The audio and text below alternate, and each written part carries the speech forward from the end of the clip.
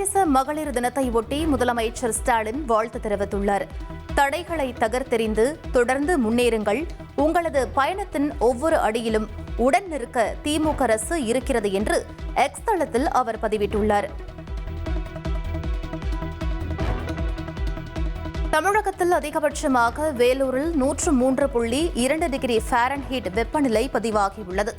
மதுரை விமான நிலையத்தில் 101.3 degree ஃபாரன்ஹீட்டும், Karur பரமத்தியில் 100.7 degree Fahrenheit வெப்பமும் பதிவாகியுள்ளது.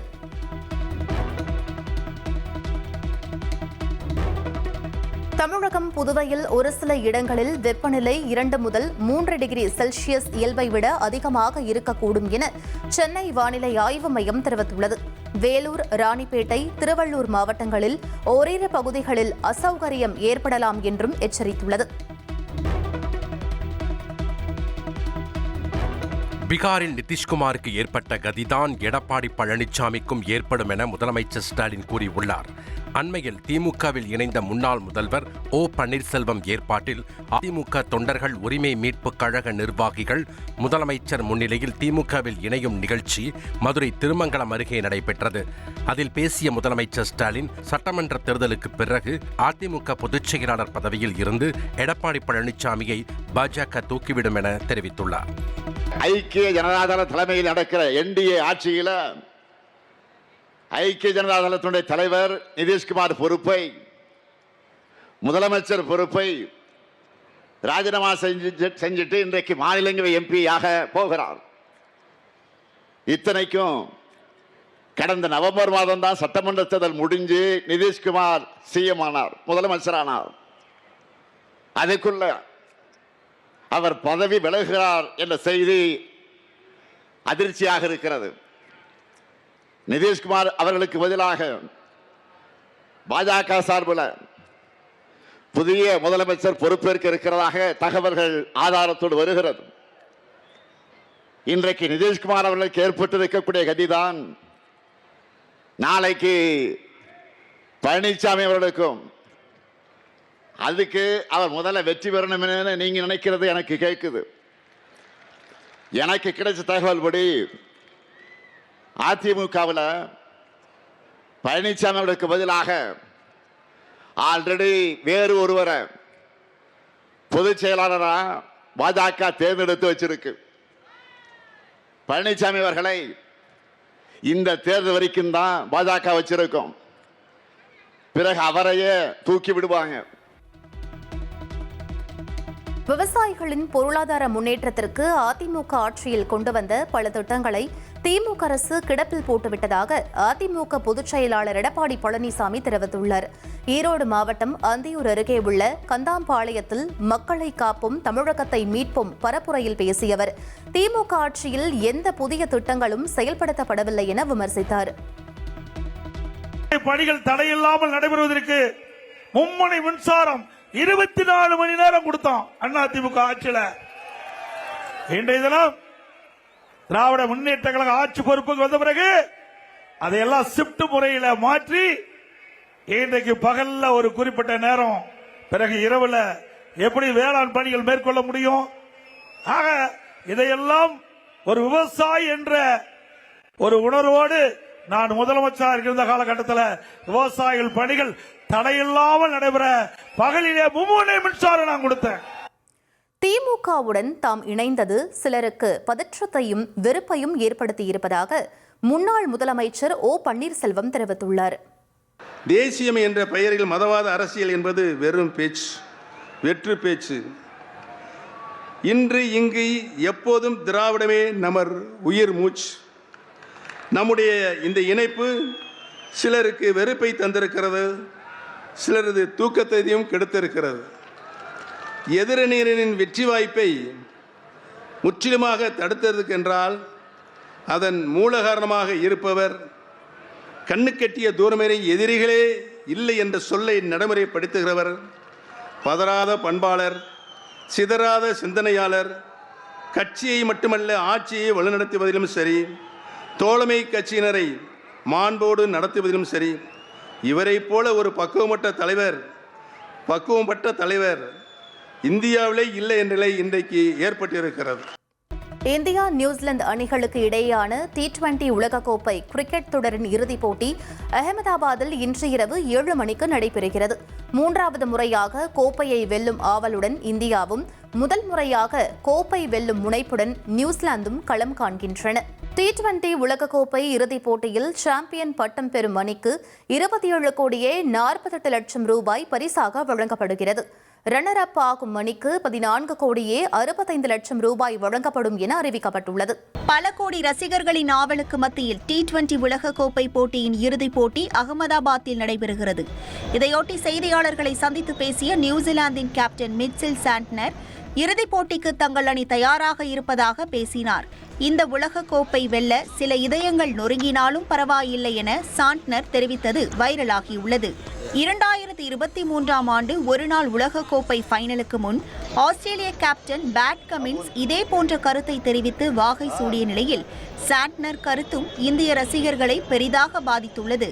தற்போது இருவரின் கருத்தையும் ஒப்பிட்டு இணையத்தில் ரசிகர்களிடையே கருத்து பகிரப்பட்டு வரும் சூழலில் இறுதிப் போட்டி மீதான எதிர்பார்ப்பு எகிரியுள்ளது. T20 உலகக்கோப்பை இறுதிப் போட்டி குறித்து நியூசிலாந்து கேப்டன் சாண்ட்னர் கருத்துக்கு இந்திய அணி கேப்டன் சூரியகுமார் யாதவ் பதிலடி கொடுத்தார். T20 உலகக்கோப்பை இறுதிப் போட்டியை முன்னிட்டு இந்திய கேப்டன் சூரியகுமார் யாதவ் செய்தியாளர்களை சந்தித்தார். அப்போது நியூசிலாந்து கேப்டன் மிட்செல் சாண்ட்னர் இறுதிப் போட்டி முடிந்த பிறகு மைதானத்தில் உள்ள ரசிகர்களின் இதயங்கள் நொறுங்கும் என்று கூறியது தொடர்பாக கேள்வி எழுப்பப்பட்டது. எல்லாரும் ஒரே மாதிரியான கருத்தையே தெரிவிக்கின்றனர், சற்று வித்தியாசமாக பேச சொல்லுங்கள் என்று சூரியகுமார் பதிலளித்தார். அணியில் ஏதேனும் மாற்றங்கள் இருக்குமா என்று கேட்டதற்கு எல்லாவற்றையும் இன்றே கூறினால் எப்படி, போட்டியை நேரில் பாருங்கள் என்று நகைச்சுவையாக கூறினார். பின்னர் பிட்ச் எதுவாக இருந்தாலும் தங்கள் அணியில் உள்ள அனைவரும் சிறந்த ஆட்டத்தை வெளிப்படுத்தி வருவதால் இறுதிப் போட்டி சிறப்பாக இருக்கும் என்று நம்புவதாக சூரியகுமார் யாதவ் தெரிவித்தார். இந்தியா மற்றும் நியூசிலாந்து மோதும் இறுதிப் போட்டியை காண முன்னாள் கிரிக்கெட் ஜாம்பவான்கள் அகமதாபாத் வருகை தந்த வண்ணம் உள்ளனர். அரசியல் தலைவர்கள் மற்றும் திரைப்பிரபலங்கள் போட்டியை காண வரும் நிலையில் அகமதாபாத் நகரம் பாதுகாப்பு வளையத்திற்குள் கொண்டுவரப்பட்டுள்ளது. நியூசிலாந்துக்கு எதிரான T20 உலகக்கோப்பை இறுதிப் போட்டியில் வெற்றி பெற வேண்டி இந்திய அணி வீரர்கள் அகமதாபாத்தில் உள்ள அனுமன் கோவிலில் வழிபாடு செய்தனர். இந்திய அணியின் தலைமை பயிற்சியாளர் கௌதம் கம்பீர், கேப்டன் சூரியகுமார் யாதவ் மற்றும் ஹர்திக் பாண்டியா உள்ளிட்டோர் சிறப்பு பூஜையில் பங்கேற்றனர். T20 உலகக்கோப்பை இறுதிப் போட்டியை ஒட்டி டெல்லி, மும்பையிலிருந்து அகமதாபாத்திற்கு சிறப்பு ரயில்கள் இயக்கப்படுகின்றன. இந்திய கொடியுடனும் ஜெர்சிகளுடனும் ஆயிரக்கணக்கான ரசிகர்கள் அகமதாபாத் நோக்கி பயணம் மேற்கொண்டனர். T20 உலகக்கோப்பை கிரிக்கெட் தொடரில் இந்திய அணி 3வது முறையாக சாம்பியன் பட்டம் வெல்ல நாடு முழுவதும் உள்ள ரசிகர்கள் வாழ்த்து தெரிவித்துள்ளனர். இந்திய அணி கோப்பையை வெல்ல நாட்டின் பல்வேறு பகுதிகளில் ரசிகர்கள் சிறப்பு யாகம் நடத்தி வருகின்றனர். T20 உலகக்கோப்பை இறுதிப் போட்டிக்கான பிட்ச் பேட்டிங்கிற்கு சாதகமாக இருக்கும் என தகவல் வெளியாகியுள்ளது. அகமதாபாத்தில் உள்ள மைதானத்தின் பிட்ச் செம்மண் மற்றும் களிமண்ணும் கலந்ததாக இருக்கும் என்றும் இது வேகப்பந்து வீச்சாளர்களுக்கு தொடக்க ஓவரில் கை கொடுக்கும் என கூறப்படுகிறது. இருப்பினும் பிட்ச் நீண்ட நேரம் உறுதியாகவும் சீராகவும் இருக்கும் என்பதால் பேட்டர்களுக்கு சாதகமாக இருக்கும் என கிரிக்கெட் நிபுணர்கள் தெரிவிக்கின்றனர். குறிப்பாக மும்பையில் இந்தியா, இங்கிலாந்து அணிகள் ஆடிய அரையிறுதிப் போட்டியின் பிட்ச் போன்று இருக்கும் என கூறப்படுகிறது. இந்த நிலையில் பேட்டிங் செய்யும் அணிகளுக்கு சம வாய்ப்பு இருக்கும் என நம்பப்படுவதால் இறுதிப் போட்டியில் சராசரியாக 200 ரன்கள் அடிக்க வாய்ப்பிருப்பதாக எதிர்பார்க்கப்படுகிறது. ஈரான் தலைநகர் தெஹ்ரான் மீது இஸ்ரேல் மற்றும் அமெரிக்க ராணுவம் 9வது நாளாக தாக்குதல் நடத்தி வருகிறது. தெஹ்ரானில் உள்ள எண்ணெய் சுத்திகரிப்பு ஆலை மீது நடத்தப்பட்ட ஏவுகணை தாக்குதலால் உற்பத்தி நிறுத்தப்பட்டுள்ளது.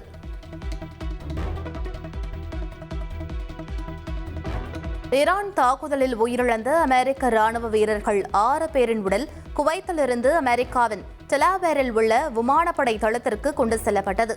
அதிபர் ட்ரம்ப், அமெரிக்காவின் முதல் பெண்மணி மெலானியா ட்ரம்ப் மற்றும் துணை அதிபர் JD வான்ஸ் ஆகியோர் ராணுவ வீரர்களுக்கு மரியாதை செலுத்தினர்.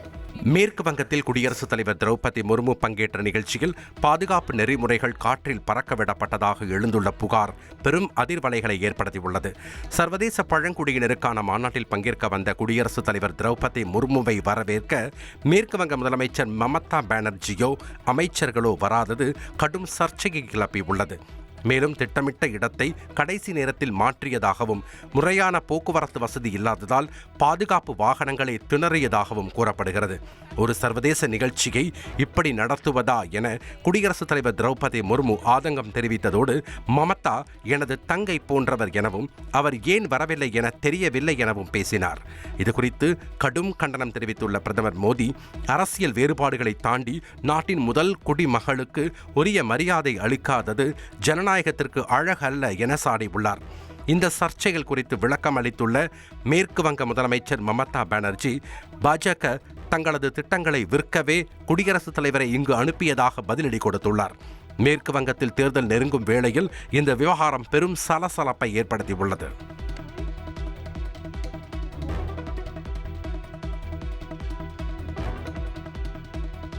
இந்திய விவகாரங்களில் தலையிட வேண்டாம் என அமெரிக்க அதிபர் டிரம்புக்கு மக்கள் நீதி மய்ய தலைவரும் நாடாளுமன்ற உறுப்பினருமான கமல்ஹாசன் வலியுறுத்தியுள்ளார். இந்திய மக்கள் சுதந்திரமும் இறையாண்மையும் கொண்டவர்கள் என குறிப்பிட்டுள்ளவர், வெளிநாடுகளிடமிருந்து வரும் உத்தரவுகளை இனி ஏற்கும் நிலை எங்களுக்கு இல்லை என தெரிவித்துள்ளார். தயவு செய்து உங்கள் நாட்டின் விஷயங்களை மட்டுமே கவனிக்கவும் எனவும் அதிபர் டிரம்புக்கு கமல்ஹாசன் கூறியுள்ளார்.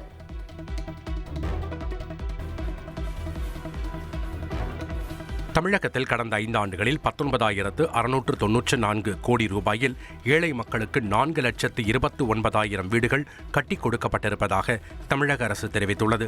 482 கோடி ரூபாயில் ஆதி திராவிடர் வாழும் பகுதிகளில் 5,281 குடியிருப்புகள் மேம்படுத்தப்பட்டிருப்பதாக கூறியுள்ள தமிழக அரசு 25.56 லட்சம் ஏழை குடும்பங்களுக்கு இலவச வீட்டுமனை பட்டா வழங்கப்பட்டிருப்பதாக கூறியுள்ளது. 2030ஆம் ஆண்டிற்குள் 8 லட்சம் கான்கிரீட் வீடுகள் கட்ட இலக்கு நிர்ணயிக்கப்பட்டிருப்பதாகவும், ஏழை எளிய மக்கள் வீடு கட்டிக்கொள்ள தலா 3,50,000 வீதம் 2 லட்சம் குடும்பங்களுக்கு மொத்தம் 7,000 கோடி ரூபாய் மதிப்பிலான திட்டம் அனுமதிக்கப்பட்டிருப்பதாகவும் கூறப்பட்டுள்ளது. இத்திட்டத்தின் கீழ் 2 ஆண்டுகளில் 1,79,850 கான்கிரீட் வீடுகள் கட்டப்பட்டுள்ளதாக குறிப்பிட்டுள்ள தமிழக அரசு, மீதி வீடுகள் கட்டப்படுவதாகவும், இந்த ஆண்டில் மேலும் 1 லட்சம் வீடுகள் 3,500 கோடி ரூபாயில் கட்டப்படும் எனவும் அறிவித்துள்ளது.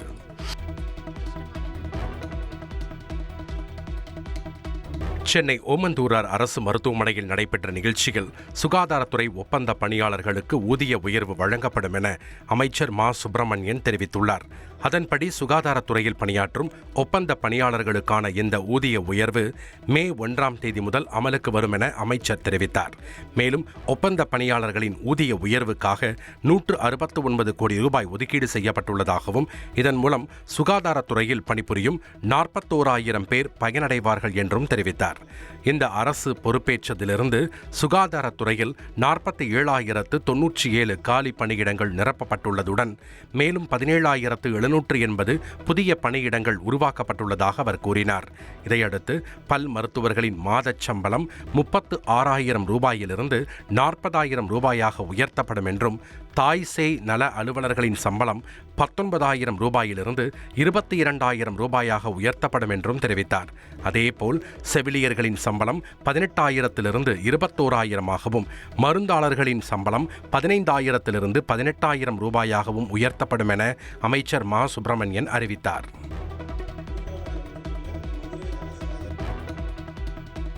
சென்னை அடுத்த மாமல்லபுரத்தில் தாவேக சார்பில் நடந்த மகளிர் தின விழாவில் அக்கட்சித் தலைவர் விஜய் பல்வேறு வாக்குறுதிகளை வெளியிட்டார்.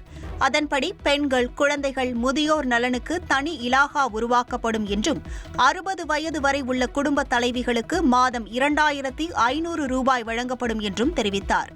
ஒவ்வொரு குடும்பத்திற்கும் ஆண்டுக்கு 6 சிலிண்டர்கள் கட்டணமின்றி வழங்கப்படும் என அறிவித்த விஜய், பெண்கள் திருமணத்திற்கு 1 சவரன் தங்கம், பட்டு சேலை வழங்கப்படும் என்றும் குறிப்பிட்டார்.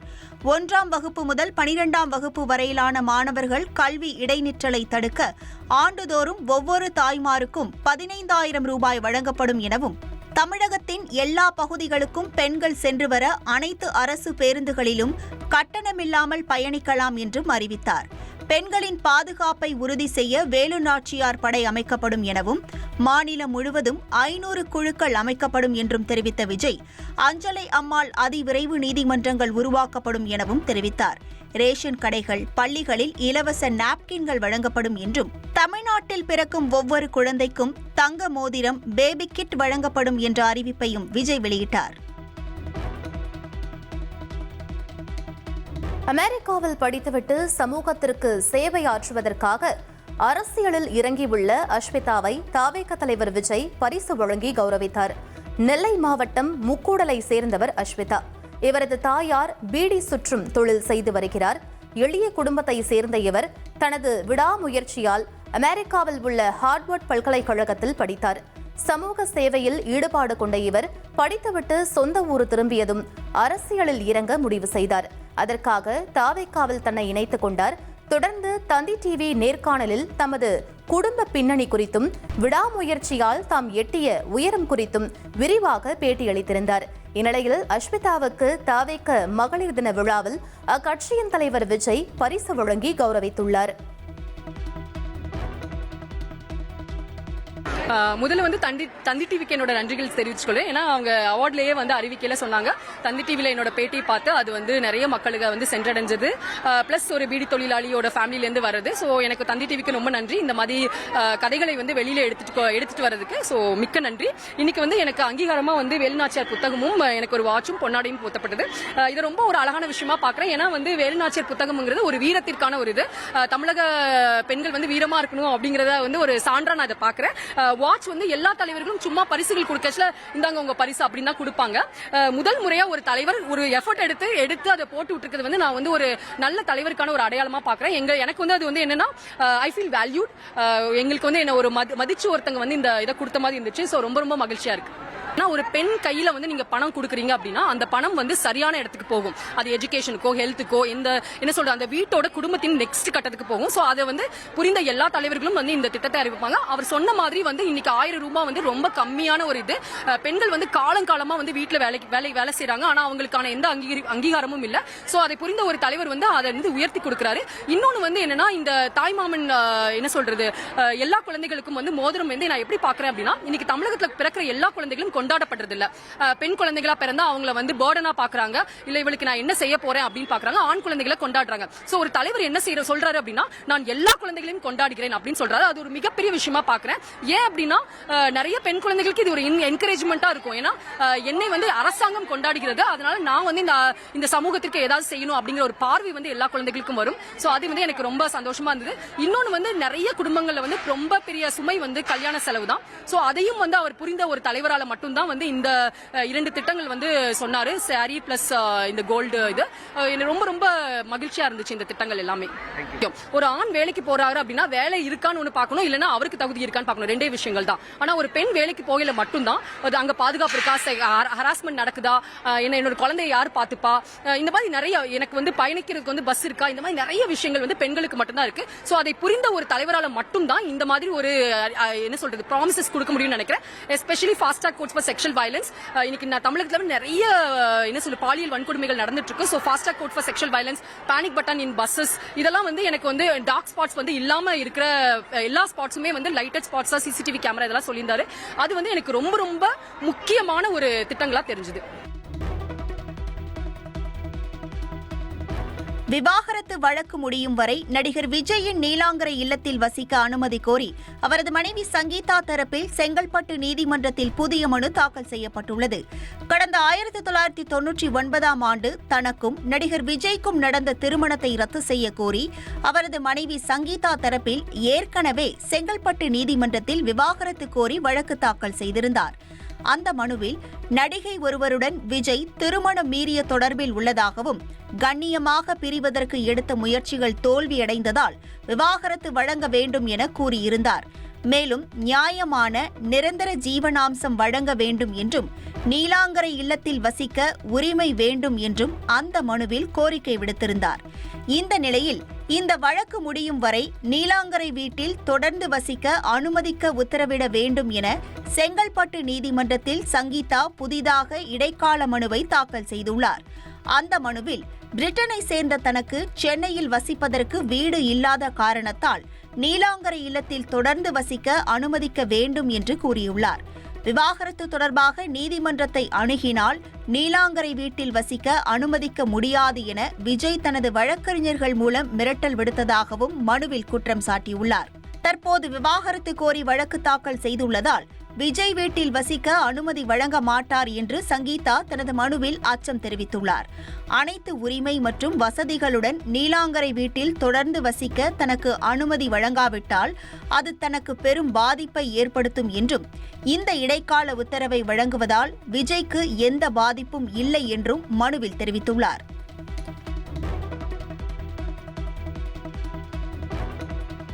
தன் சொந்த பிரச்சனைகளை தான் பார்த்துக் கொள்கிறேன் என தாவேகா தலைவர் விஜய் தெரிவித்துள்ளார்.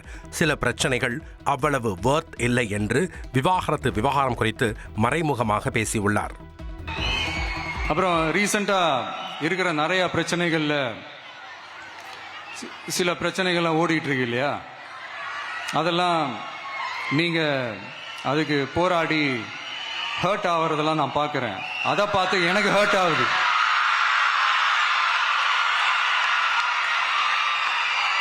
அதெல்லாம் நான் பார்த்துக்கிறேன்.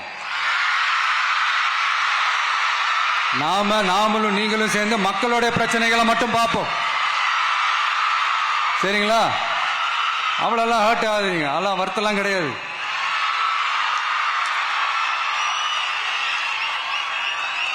சரியா?